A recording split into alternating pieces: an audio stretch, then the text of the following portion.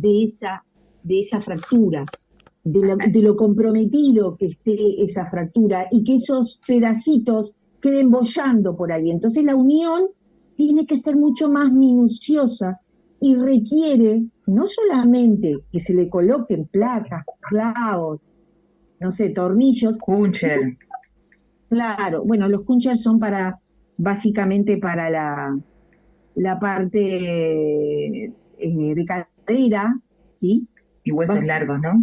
y, por ejemplo, en las fracturas de fémur se utiliza mucho, la tibia también se utiliza mucho los punchers y muchos otros clavos que yo desconozco los nombres, ¿tá? Me imagino. Pero mi pregunta era eso, la única manera de fijación no solamente es el yeso o la férula, también existen estos fijadores externos, Pero de acuerdo a la fractura. es exclusivamente quirúrgico. Sí, Unos clavos o fijadores externos vos no los podés poner en la sala de yeso o en emergencia. Tenés que llevarlo al individuo para inmovilizar en bloc.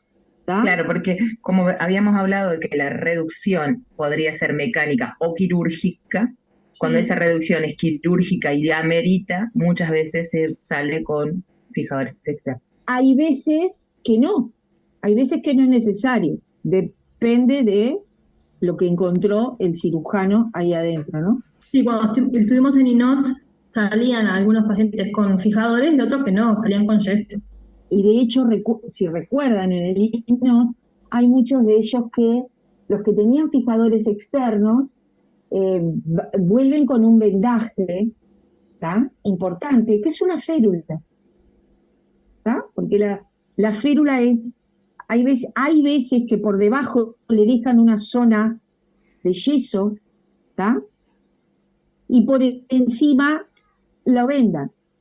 ¿Por qué digo esto?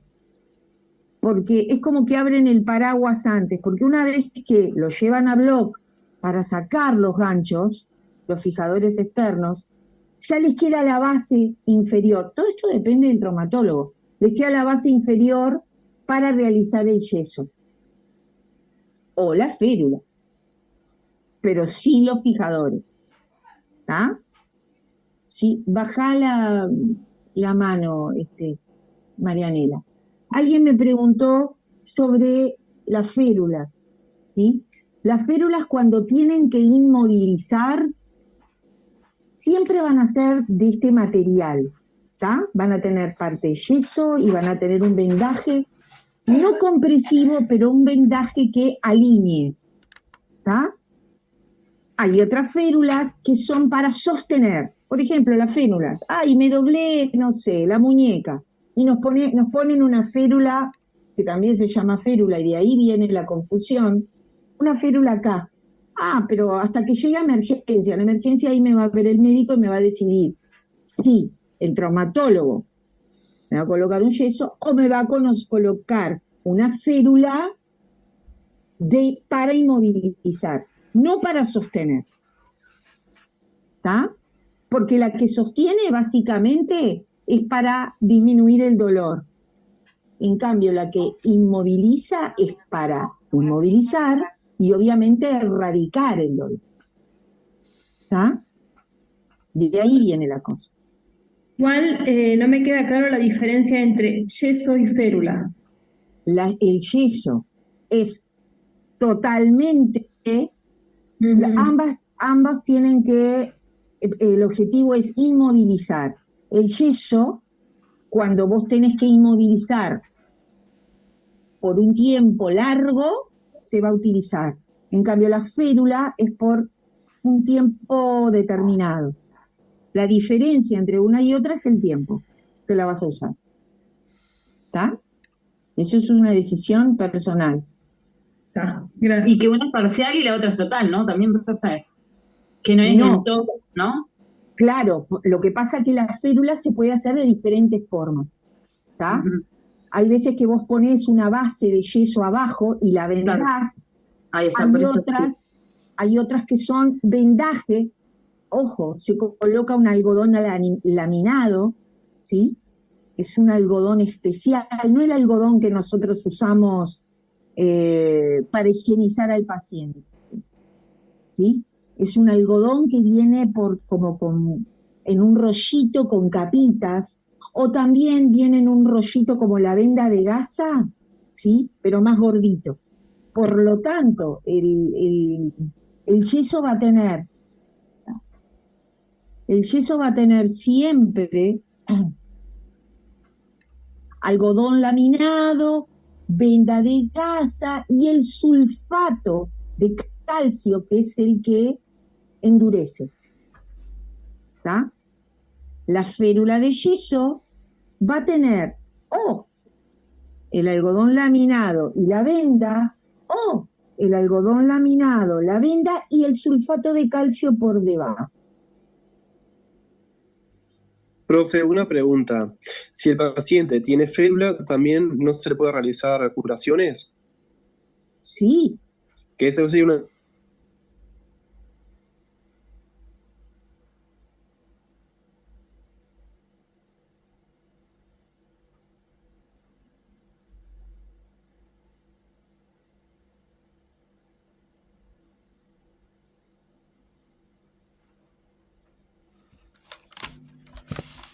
No escuchamos nada, profesora. A ver ahora. Ahora sí. bien, a ver ahí. Me estaban preguntando si la otra diferencia es que la férula de yeso se puede realizar curaciones y en el yeso no. La otra diferencia entre la férula y el yeso. Para poder hacer las curaciones. Esa no es una diferencia, ¿por qué? Porque tanto la férula como el yeso se puede abrir. ¿Está? Se puede abrir, significa que se puede hacer un tajito. ¿Está? Lo que se llama una ventana. Pero pueden cerrar totalmente con yeso cuando hay una herida. Siempre se sella totalmente. Vos salís del neuroquirúrgico y a pesar de tener una herida, se hace un yeso. Total, arriba de la herida igual, esa es mi pregunta. Sí, señora. ¿Sí? Si eso, ¿por qué? Porque si vos querés observar la herida, hay una serie de manifestaciones previas que vas a valorar, por eso una valoración continua, en el individuo. Por ejemplo, cuidados de enfermería con yeso y con férula de yeso son los mismos y van a estar orientados a, ¿tiene movilidad de las extremidades ese individuo, de los dedos? ¿Cómo es la temperatura de esos dedos del individuo? Cuidados. ¿Puedo valorar el pulso?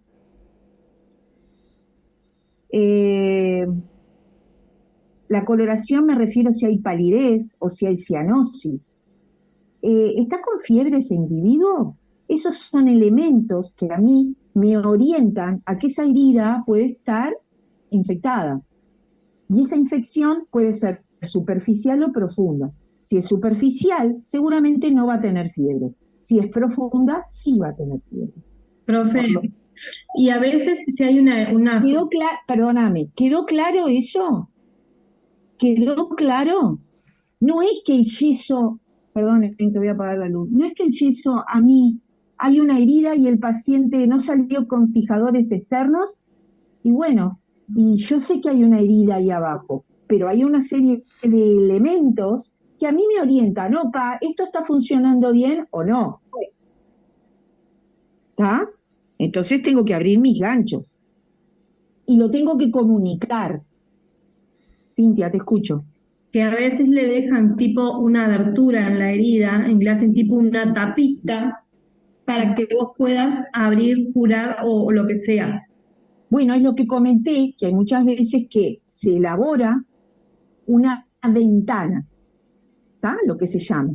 Una ventana que ya viene de bloque quirúrgico y viene reforzada con venda, o de lo contrario, está el yeso íntegro y se realiza. ¿Por qué? Porque hay elementos que a mí me llevan a considerar, opa, este paciente debe estar cursando alguna infección. Inclusive, si se le confirma porque se le hace un hemograma y ven que hay una leucocitosis. Una leucocitosis que antes de repente el paciente no tenía, y ahora sí. ¿Quedó claro? Lo mismo en el yeso, es lo mismo para la férula. Mis controles van así. Hay muchas, sí, ok. Hay muchos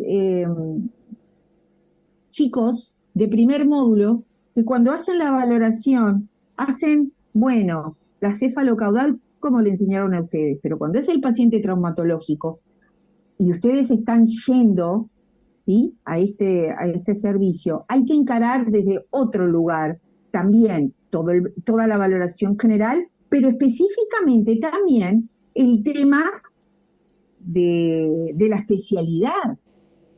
Entonces, todos los cuidados que les dije, la coloración, el edema, ¿sí?, si hay un aumento del edema también, que yo lo veo, por ejemplo, tiene un yeso en toda la extensión del miembro inferior izquierdo y yo veo que esa patita va aumentando hoy y mañana la veo mayor ese edema, ¿tá? Hay veces que lo que se hace se corta el yeso, porque hay veces que el técnico en yeso hizo muy compresivo el yeso. ¿Qué pasa? Cuando se hace tanto un yeso como una férula, hay que esperar que frague, que seque. Fraguar un yeso significa que seca el yeso.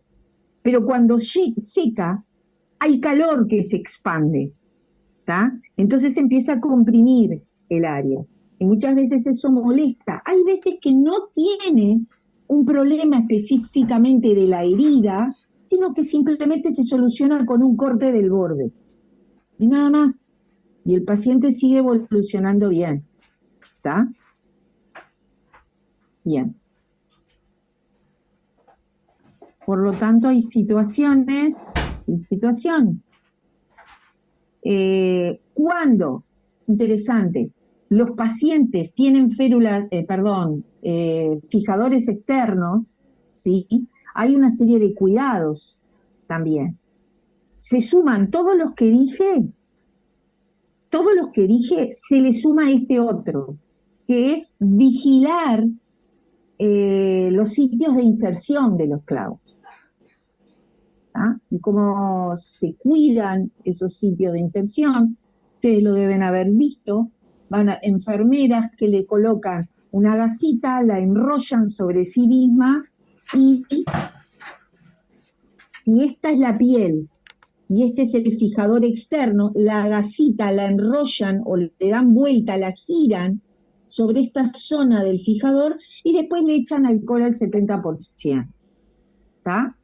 ¿Por qué? Recordemos aquello de las curaciones, que yo tengo que fomentar un ambiente húmedo. ¿Recuerdan?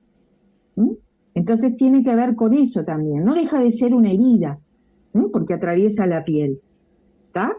Ese clavo. Por lo tanto, yo voy a fomentar ese ambiente húmedo. Y al mismo tiempo, lo estoy fomentando con un antiséptico. ¿Sí? La clorhexidina alcohólica no se usa porque es muy codiciada, evaluada, ¿tá? Y se usa el alcohol al 70%, ¿tá? Además de que es costosa. Bien. ¿Qué pasa con qué es una fisura? ¿Sí? Son fracturas incompletas. ¿Tá? No hay separación de los bordes, no hay fragmentos óseos ahí, aislados, separados. Es como una herida o grieta que se hace en el hueso. Y hay un estiramiento de las partes blandas. ¿Está? Los síntomas, el tratamiento, el diagnóstico es el mismo que para la fractura. ¿Está?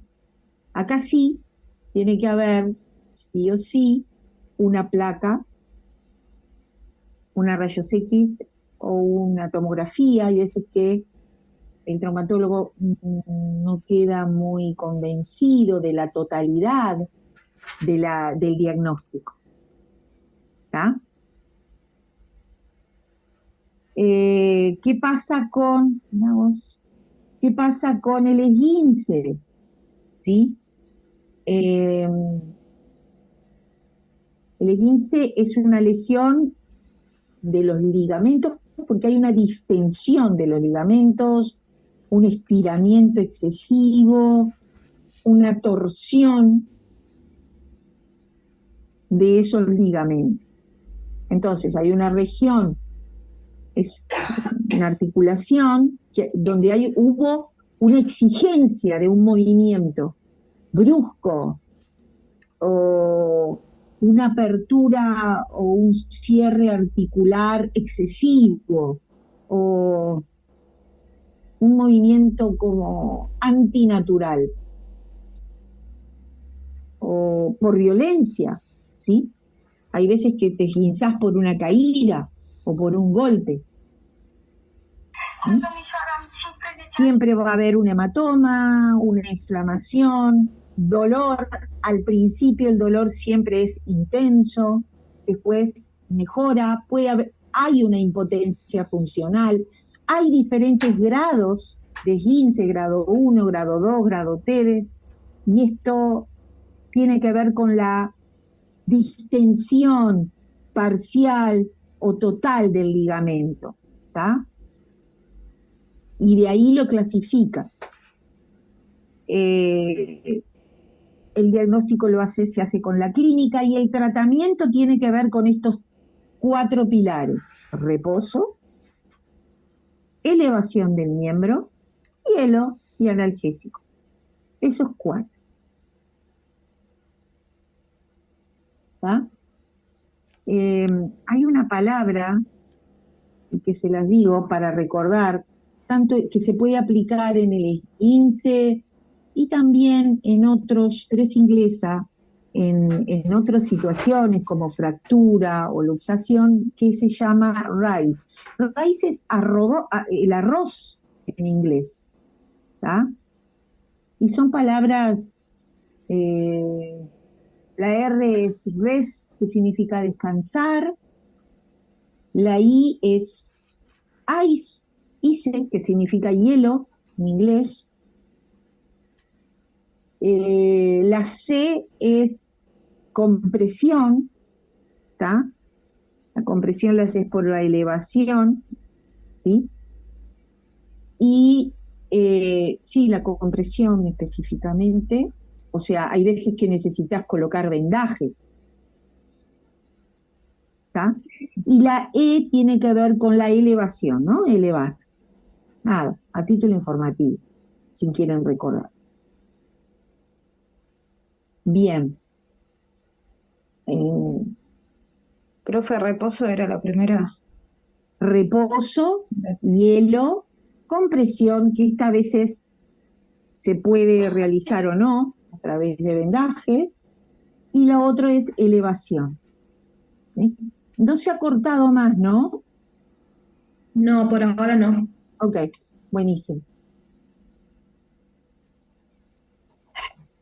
Bien. Bueno, ¿qué más? Luxación, subluxación.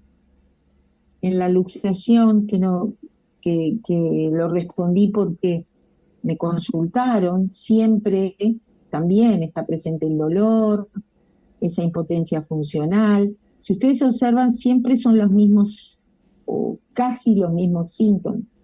Por lo tanto, si hay algún tipo de duda, se va a una rayos X. ¿Está? Bien. Creo que por acá estaríamos terminando un poquito. Bueno. Yo les comenté que a mí me gusta dar un poco de vendaje, ¿tá? Lo que pasa que no pasa nada, Natalie. Eh, no, no dije que en el esguince hay una ruptura, sino que hay un estiramiento excesivo. ¿Está? Bien. A mí me gusta dar un poquito de vendaje, lo que pasa que el vendaje prácticamente yo lo doy, a veces lo manejo en la práctica, cuando vemos, porque ya tengo las vendas específicas, porque es netamente práctico realizar un vendaje. Es cierto que hay una serie de cuidados cuando uno realiza un vendaje, sí. Sí, diría que vos cuando haces un vendaje, igual que en una férula o en un yeso, vas a valorar el color de la piel, todo, si hay signos fluxivos, temperatura, color, rubor, edema, calor, todo lo mismo que cuando tenemos una férula o un yeso.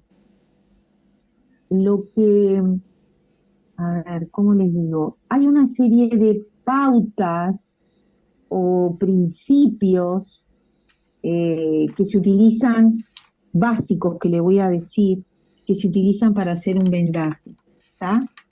Si yo tengo un vendaje, ¿sí? Siempre, y este es mi vendaje, ¿sí? Hay principios generales.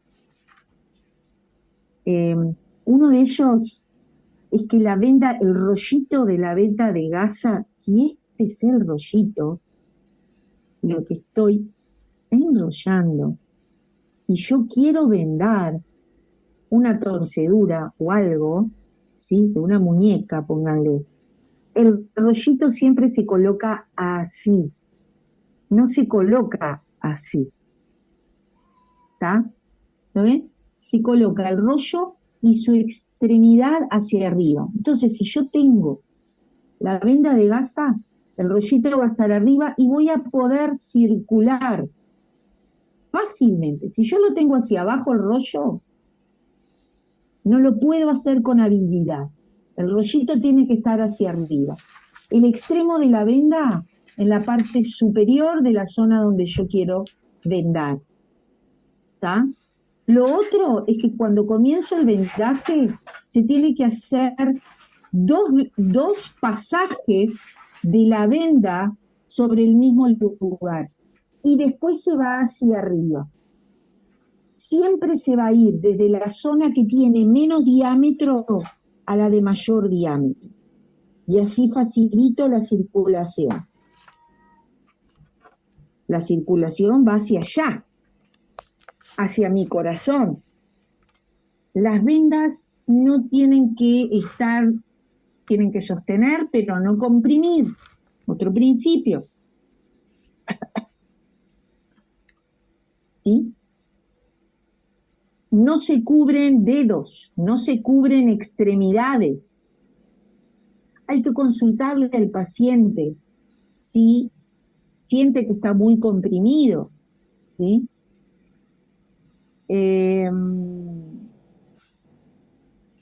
Así como se empezó con estas 2 vueltitas, ¿tá? Se termina también con 2 vueltitas y se fija con un leuco.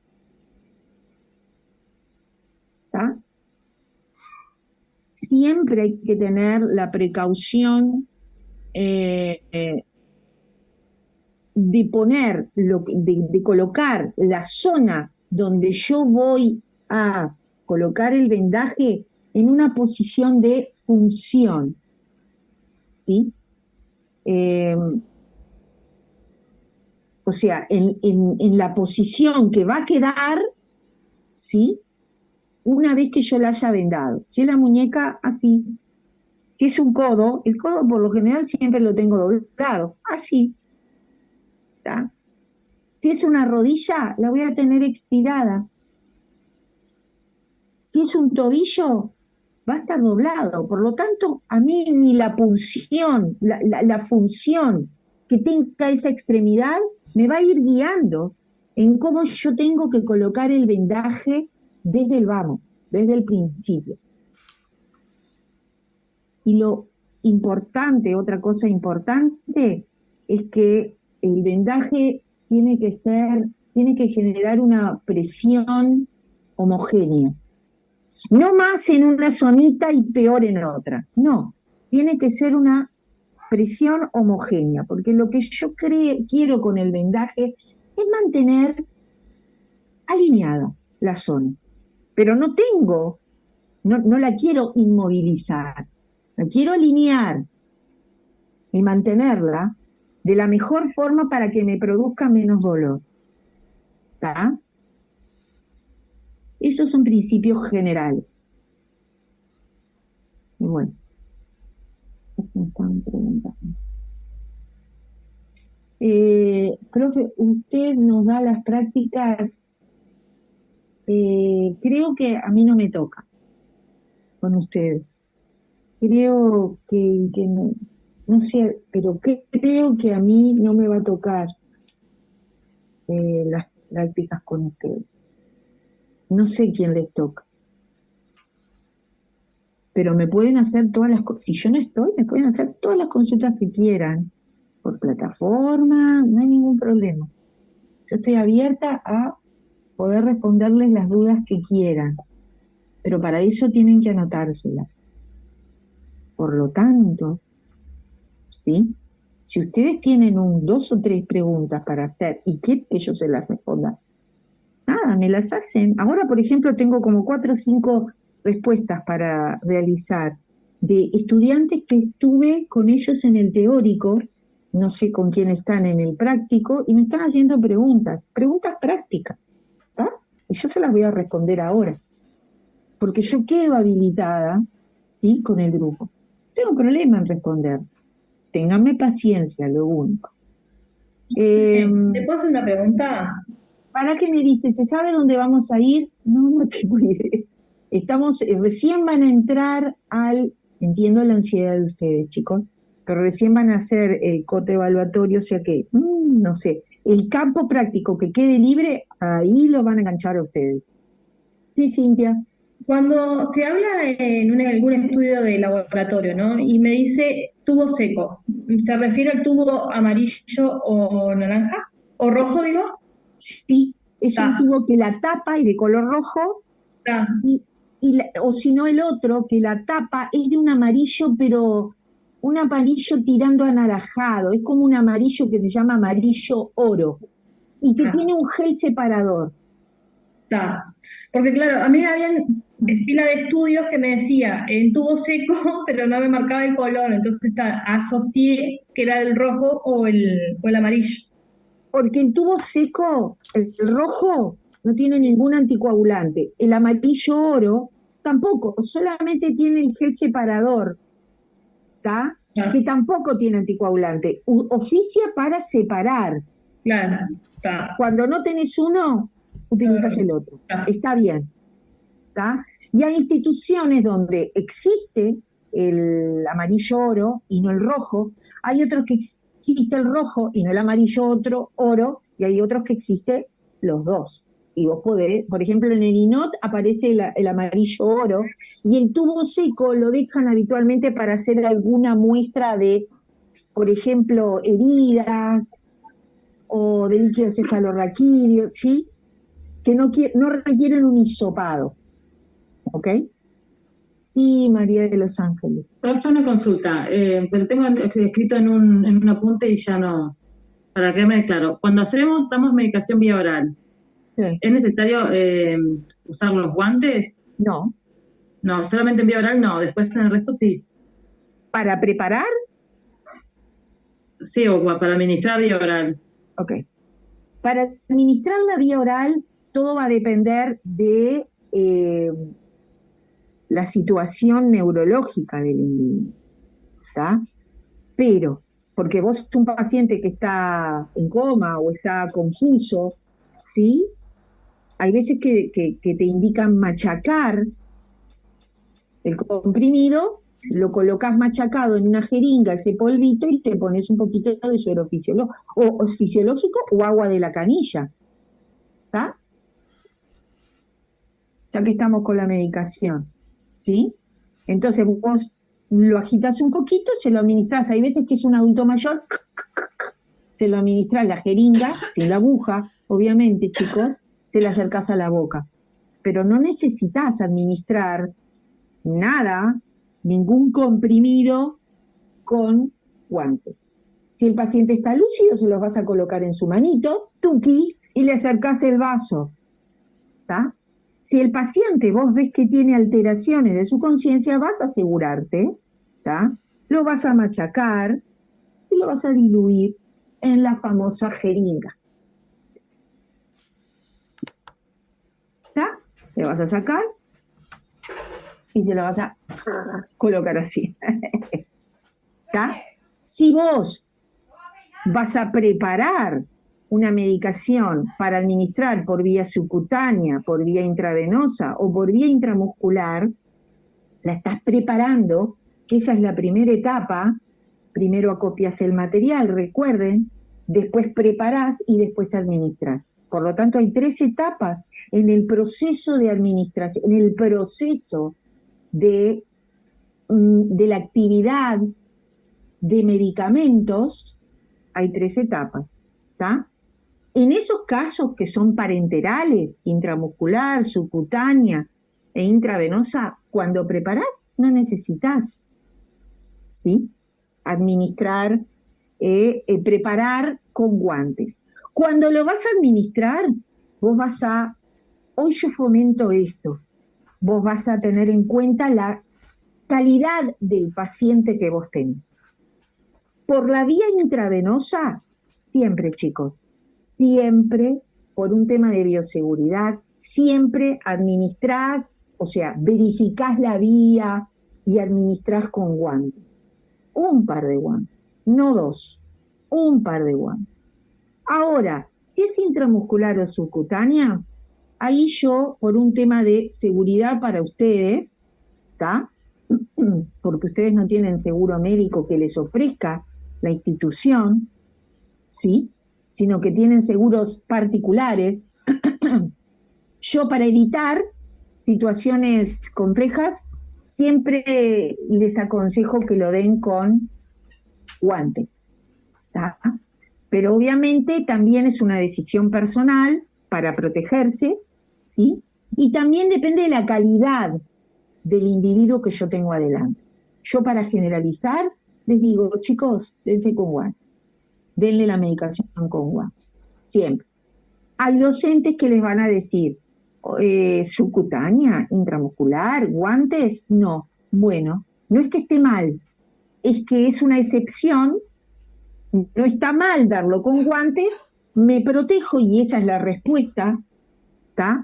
Sobre todo en el Pasteur, chicos, porque la calidad del tipo de paciente que tienen es mucho más heterogéneo, ¿sí?, que en el INOT. ¿Quedó respondida? Buenísimo. Le voy a hacer una pregunta, profe. Sí. Proceso de la actividad del medicamento. Hay 3 etapas, dijo. No pude escuchar lo que usted me dijo de las 3 etapas. Sí. Porque se me cortó. Bien. En realidad serían 4. ¿Está? Una sería observar, tener una lectura detenida de la medicación que yo voy a dar. Y eso la vas a tener con el tarjetón. En el INOT ustedes deben haber visto el tarjetón. En el Pasteur, en el Pasteur hasta hace unos años atrás no tenían tarjetón. Bueno, prepandemia. La verdad que ahora no sé. Creo que sí tienen tarjetón. ¿Está? Esa es la primera. La segunda etapa es acopiar el material. O sea, los medicamentos que vos tenés que administrar en tu turno y todos los elementos que tú vas a necesitar para poder administrarlo, preparar y administrarlo. El tercero es la preparación propiamente dicha. Bien. ¿Está? En el INOT, por ejemplo, en el Pasteur, vienen monodosis, ¿sí? Hay otras instituciones privadas donde les llega de farmacia la caja del medicamento y vos cortás el blister. ¿Está?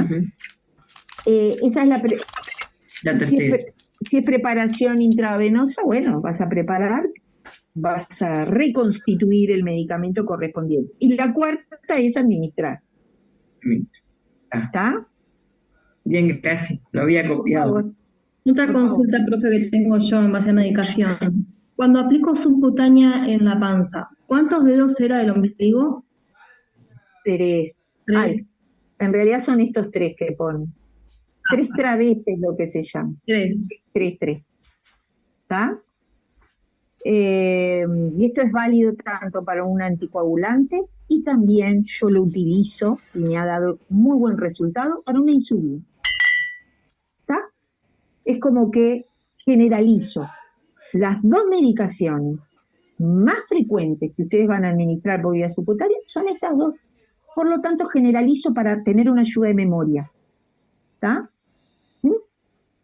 Y obviamente recuerden que es un tema de sentido horario, antihorario.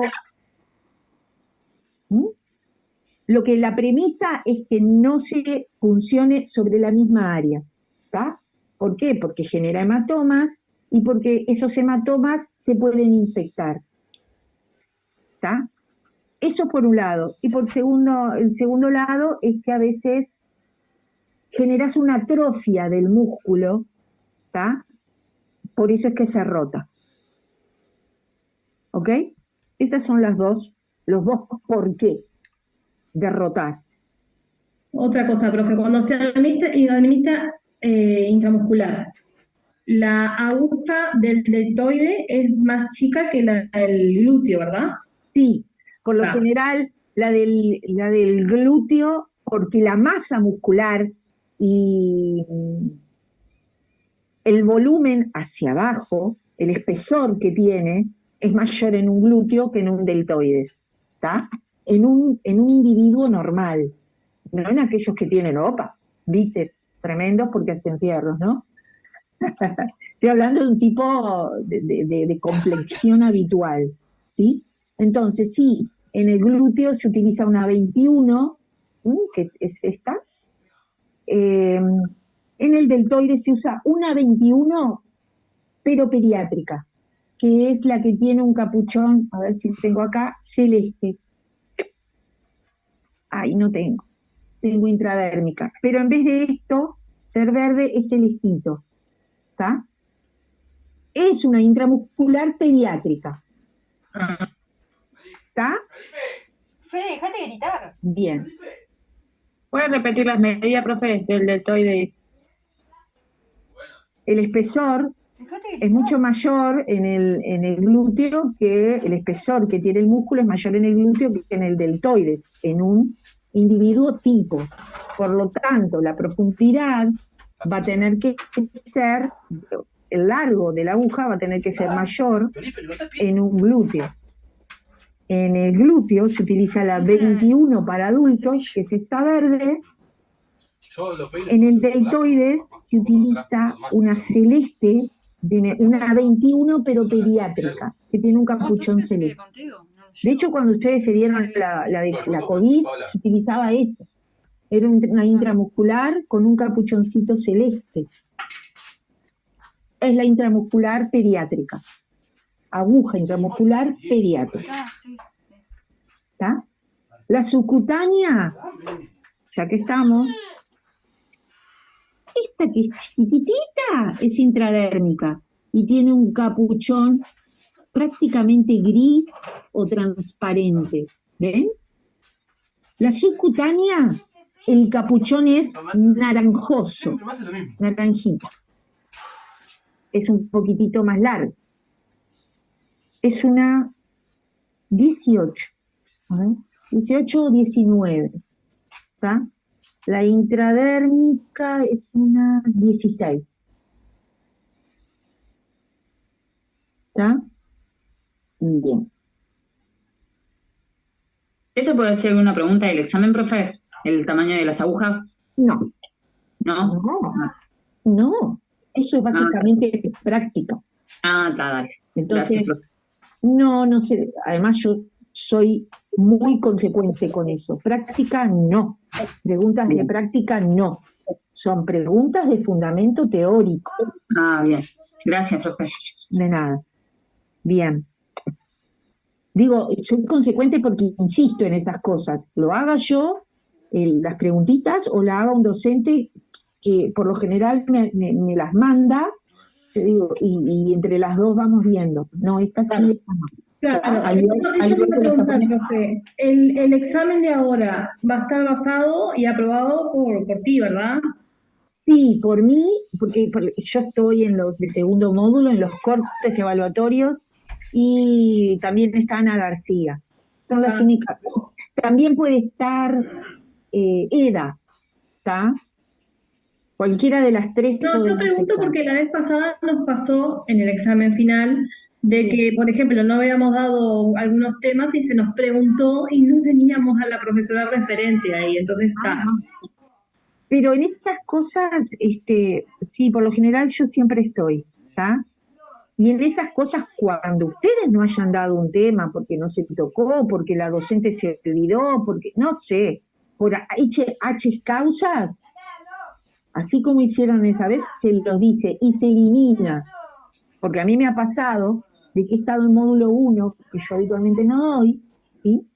Y me lo han dicho y yo digo, chicos, salimos de esto, se elimina y punto. Claro, pero no nos lo eliminaron, o sea, como que quedó ahí. Pusiéramos lo que supiéramos, y bueno, sabíamos por la práctica en realidad. ¿Saben por qué eso no? Porque algunos lo pueden saber y me parece que eso fomenta una desigualdad que no tiene sentido. ¿Está? Entonces está. No.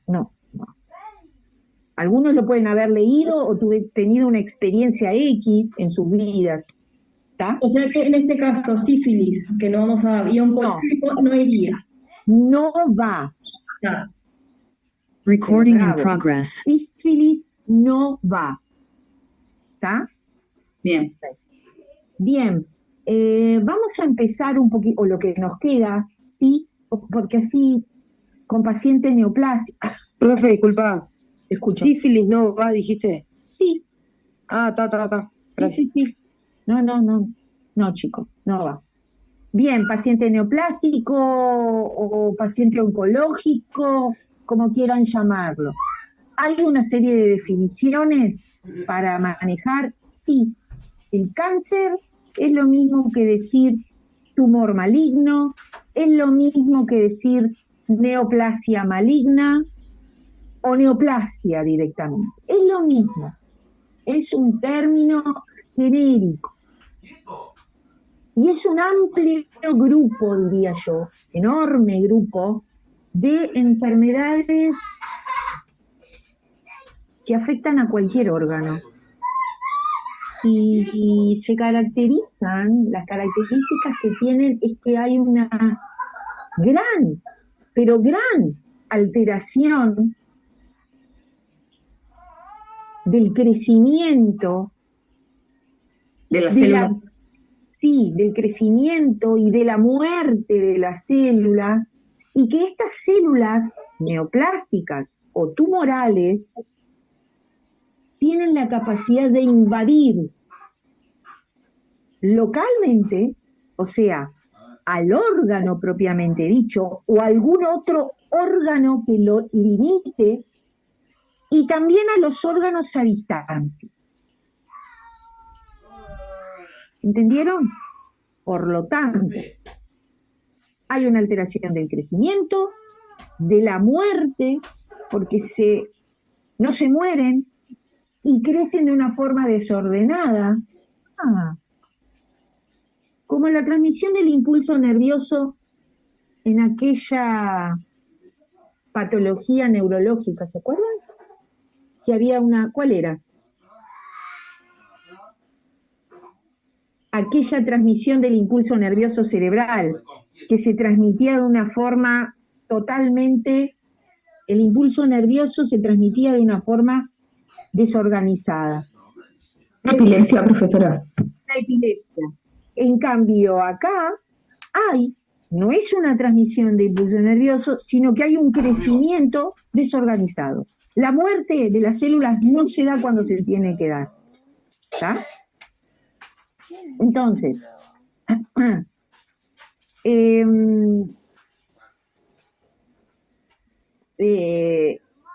cuando yo hablo de la oncología, que es otra definición, hablo de una especialidad, entonces, médica, que va a estudiar este tratamiento de los tumores.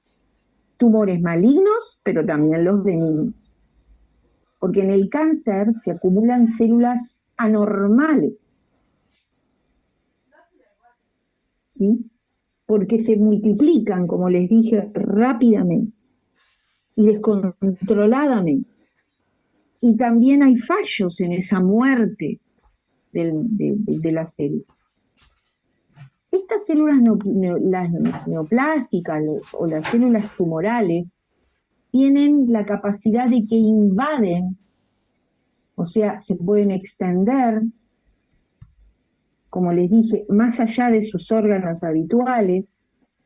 Ingresan además, otra característica, a los vasos linfáticos y sanguíneos para depositarse o implantarse en órganos que están alejados de donde está el primitivo. Ahora vamos a ver.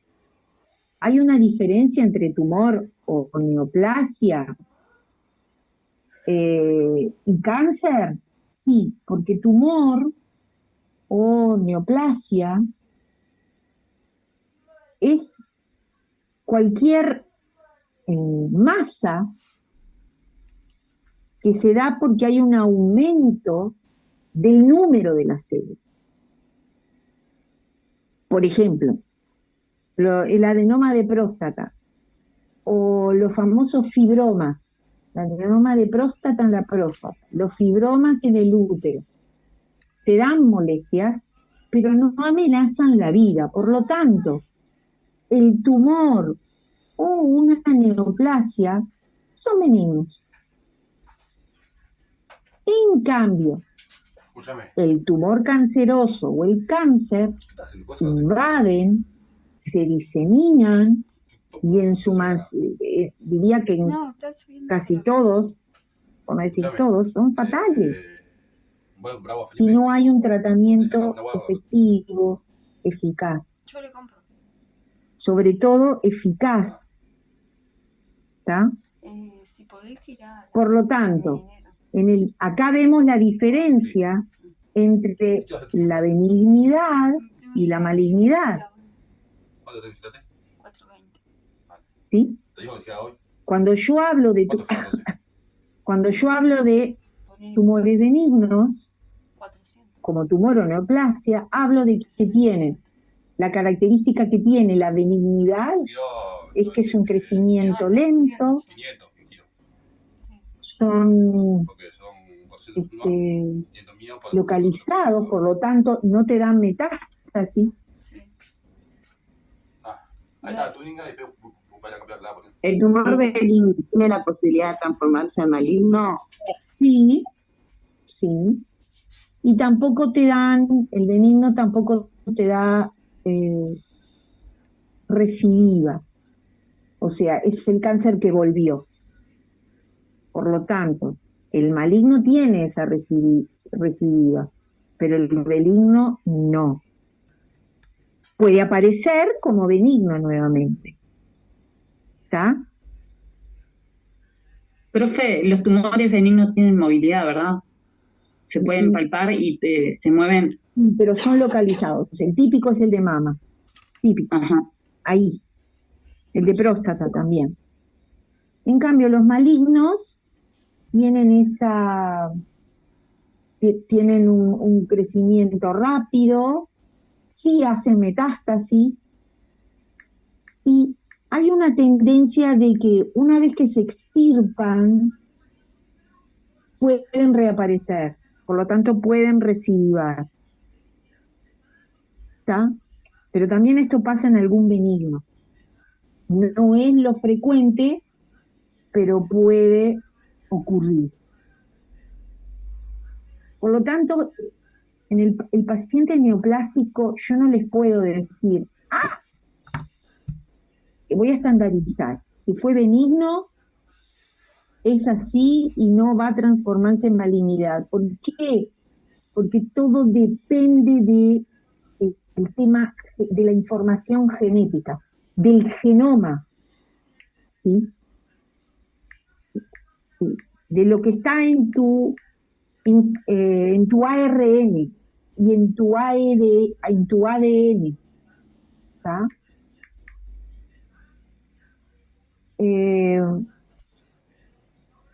Cuando yo hablo de recidiva y digo, el cáncer volvió o recidivó, hablo de que después de un periodo durante el cual ese cáncer no se pudo detectar y puede volver al mismo lugar del tumor original o también en otra parte del cuerpo. Por lo tanto, el control periódico es una de las bases. ¿Por qué pasa esto? Porque las células normales, al entrar en contacto con las células normales, ¿tá? Cuando entran en contacto con cualquier célula, ¿tá? Lo que hacen es inhiben la multiplicación. Pero las células malignas no tienen este freno. Se siguen multiplicando y se siguen multiplicando. Por lo tanto, la malignidad de un cáncer, o sea, la agresividad biológica que tiene, es variable. Y va a ser variable de acuerdo a las características de sus células y del genoma y del ADN que tenga. Porque hasta dentro de un mismo cáncer, de un mismo tipo de cáncer, existen variaciones, ¿tá? En cuanto a la velocidad de crecimiento y la capacidad de invasión que tiene y la capacidad de metastasiar algún otro órgano. Por lo tanto, tienen un comportamiento personal en cada individuo. Yo no puedo estandarizar en esta especialidad, no. Profe, ¿un tumor y un quiste lo mismo o no? ¿Un tumor y qué? Un quiste. No. El quiste puede ser, el quiste benigno, sí, el tumor también, pero la diferencia es que el tumor, el quiste puede ser líquido, es una masa que adentro puede ser líquida o puede ser sólida, ¿tá? En el tumor no es que la masa siempre es sólida, ¿tá? Cuando hay el tumor por lo general no es líquido, ¿tá? El cáncer sí puede ser que se dé en las células líquidas como es la leucemia. Bien, gracias, profe. Quería saber la diferencia. ¿Cómo se clasifica el cáncer? Se clasifica de 4 maneras. Uno es por la extensión que tiene. El otro es por el órgano donde se origina. El otro es el tejido donde se origina. Y el otro son las características particulares que tiene cada tumor. O sea, la manifestación que tiene ese tumor. Repito, 4. Según el tejido de origen de ese tumor. La segunda, según el órgano donde se originó. Ahora vamos a ver cada una. La tercera tiene que ver con la extensión que tiene ese tumor. Y la cuarta, cómo se manifiesta, qué características particulares de manifestación, de presentación tiene ese tumor. Cuando hablo del tejido de origen, hablo de aquellos que atraviesan la membrana basal. La membrana basal es una capa de sostén, ¿sí?, que está constituida básicamente por colágeno y por proteína. Separa, es una capita que separa el tejido epitelial, el músculo, la grasa ¿sí? O el tejido adiposo, lo separa del tejido conjuntivo, que es el tejido conjuntivo es el tejido de sostén, ¿está? Por lo tanto, cuando hablo de la clasificación de acuerdo al tejido, siempre me voy a referir a si atraviesan o no esa membrana, esa capa, esa membrana basal. Por lo tanto, van a denominarse in situ, o sea que están colapsados, están encapsulados, ¿tá? También se llama que no son invasores, tienen un buen pronóstico, y los otros son los que sí atraviesan esta membrana basal, que son invasores o infiltrantes. A eso, resumiendo, en la primera clasificación que hablo del tejido, siempre aparece la membrana basal. Aquellos que no infiltran la membrana basal están encapsulados, son no invasores. Aquellos que sí la infiltran son infiltrantes o invasores. ¿Sí? Que cuando estos infiltrantes o invasores, cuando entran en contacto con la circulación sanguínea, dan metástasis en órganos alejados. ¿Tá? Cuando hablo del órgano, la segunda clasificación, ¿sí? Es donde se inició el tumor. Y donde se inició el tumor se llama primario. Van a escuchar que muchas veces dice, opa, ¿y dónde tiene el primario? ¿Sí? ¿Dónde tiene el primario? Acá me están preguntando si el azúcar, o sea, la glucosa es como gasolina para el tumor. O sea, lo hace crecer, se alimenta de esto. La glucosa es una fuente de energía que por mutaciones en los genes, ¿sí?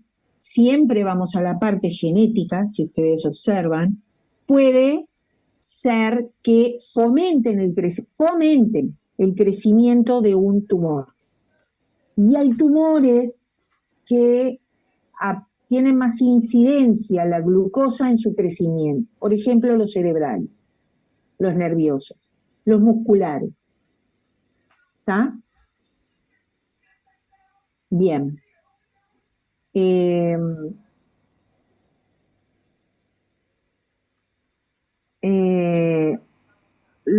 La otra clasificación, que es la extensión, cuando yo determino la extensión, determino la enfermedad en un estadio.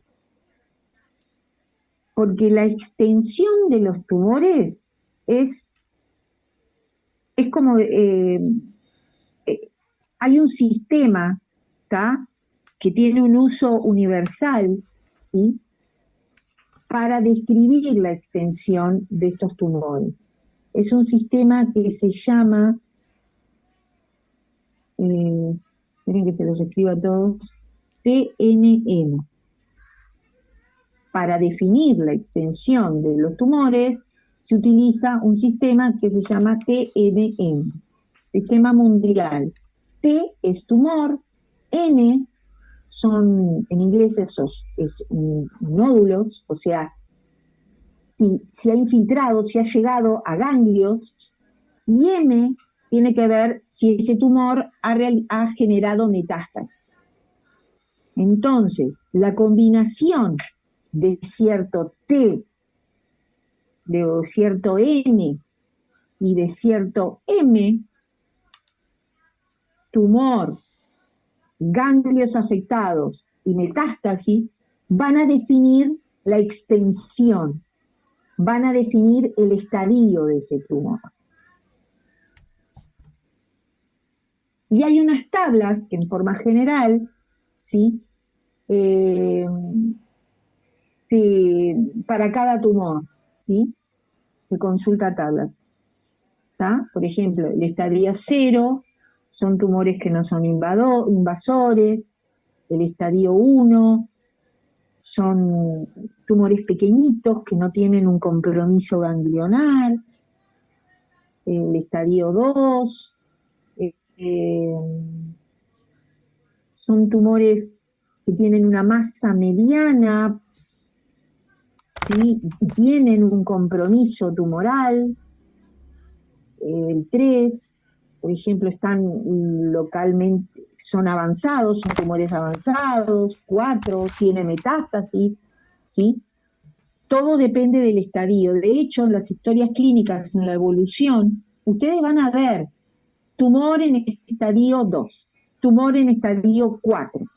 4, ya sabemos que tiene metástasis. 3, tiene localmente el tumor, se ha expandido en ese órgano y ha avanzado. ¿Sí?